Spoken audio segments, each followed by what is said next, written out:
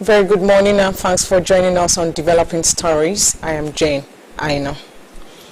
Governor Osrc Akeredolu, who is currently on his annual leave, will not resume today as earlier scheduled and announced. A statement by the governor's chief press secretary, Richard Olatunde, said the development is due to the two-day Eid-ul-Fitr holiday, which marks the end of Ramadan. Consequently, the governor will now resume from the first installment of his 2023 annual leave on Monday, May 1, 2023. The statement noted that the two-day public holidays are added to his annual leave calendar, thus extending his vacation by 2 days. In the meantime, the Deputy Governor, Lucky Ayedatiwa, will continue to perform the duties of the office of the governor in acting capacity. The Police Service Commission PSC has announced Taiwo Jesu Buyi, the new Commissioner of Police in Ondo State.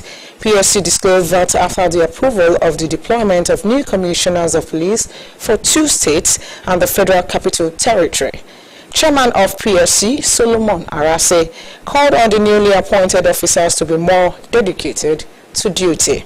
Dr. Arase said the new posting was a call for greater commitment, innovation, and loyalty to the Nigerian nation. Mr. Jesu Buyi replaces Oyediran Oyeyemi, who was redeployed as Commissioner of Police to Ondo State in December 2021.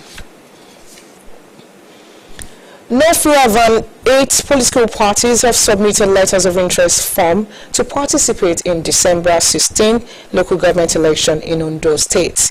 The chairman, Ondo State Independent Electoral Commission, Dr. Joseph Aremo, who noted that all political parties have shown interest to partake in the poll, said a level of playing ground is guaranteed for all stakeholders.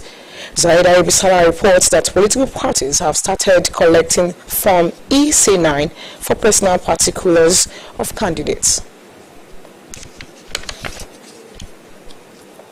Residents in Ondo State will again head to the polls to participate in the local government elections across the 18 council areas. The elections, scheduled for December the 16th, 2023, will be the second to be held in the tenure of incumbent Governor Osrc Akeredolu, as different individuals aspire for the 18 chairmanship positions and the 203 councillorship slot. Ondo State Independent Electoral Commission (ODE), empowered by law to conduct the poll, has since made known the Commission's readiness for the exercise after meeting with stakeholders and making public its election guidelines and timetable. Providing an update on the Commission's activities, ODE Chairman Dr. Joseph Aremo said all political parties in the state have expressed interest to participate in the elections, while no fewer than 8 have picked for personal particulars of candidates. We are set.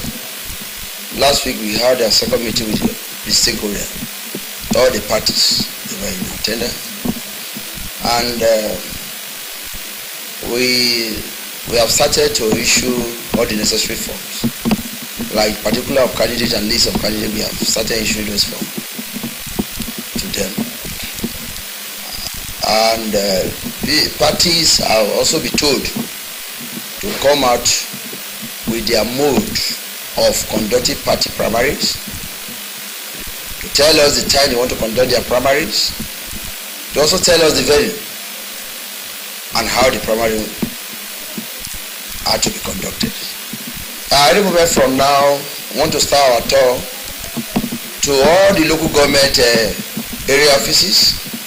We also meet with the head of security agencies in the state to tell them that we are ready and we want them to partner with us.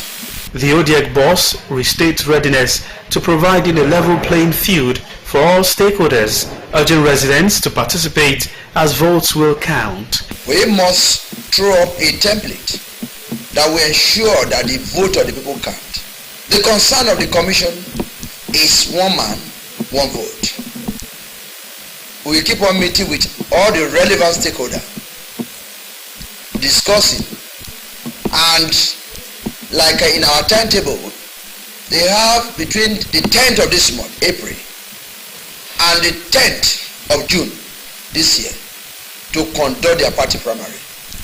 After which they must submit a list of successful candidates from the party primary. That's what we are doing. And from time to time, we continue to keep the people of the state and the public abreast of the happening at the commission. OSRC's camera lens captured Mr. Oluwayomi Adekunle at the ODEC headquarters, where he came to submit the letter of interest of his political party. The first meeting that we had at, we said that we will not participate in most of political parties because they believe that, they don't normally, the election is not fair enough. But with the meeting that we had with Mr. Chairman, he gave us the confidence that at least this one will be fair enough, the next election. So that is why. According to the Ondo State Independent Electoral Commission timetable, deadline for the conduct of political parties' primary election is 10th of June 2023, while campaigns are expected to kick off on the 17th July to December 14, 2023. Sahira Ibisala, OSRC News. In the meantime, a fresh motion on notice seeking to stop the inauguration of Bola Tinubu as Nigeria's next president on May 29 has been instituted at the Court of Appeal in Abuja. The suit was instituted by Ambrose Owuru, who is constitutional lawyer and a past presidential candidate who ran for the presidency under the platform of the Hope Democratic Party in 2019. Listed as respondents in the motion on notice are President Muhammad Buhari, the Attorney General of the Federation and Minister of Justice, Abubakar Malami, and the Independent National Electoral Commission as first, second, and third respondents in the case.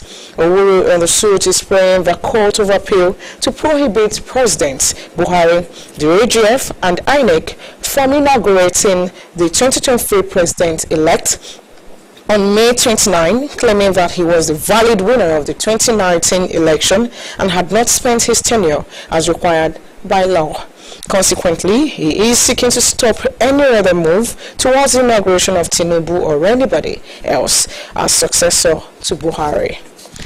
Among other things, Owuru maintained that Buhari had been usurping his tenure of office since 2019 because the Supreme Court had not determined his petition filed in 2019 wherein he challenged Buhari's victory.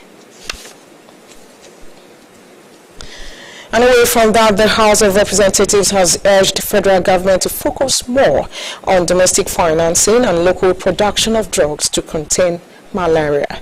It observed that lack of domestic financing and production and patronage of long-lasting insecticidal nets and anti-malaria drugs was a major problem. House spokesperson Benjamin Okezie Kalu regretted that the ailment remains a significant public health challenge with an estimated 97 million cases and 300,000 deaths annually. Acknowledging though that progress has been made in reducing burden of the sickness, he said much work still needs to be done to eliminate it. Kalu said key areas of challenge have been issues of donor dependence for malaria intervention in the country. Benin State Chapter of Labour Party LP has confirmed the killing of its chairman for Ediku Ward in Akpa Local Council, Nathaniel Ochoche, who was killed by suspected herdsmen in Akpali village, Ediku district, was reportedly among 4 miners killed in an ambush that left many injured and several others still missing. Benin LP Publicity Secretary Teso Obunde called on government and other stakeholders to rise up to the occasion of protecting the life and property in the state by stopping unwarranted killings by criminal elements. And that's it on Developing Stories. Thank you for watching. Good morning.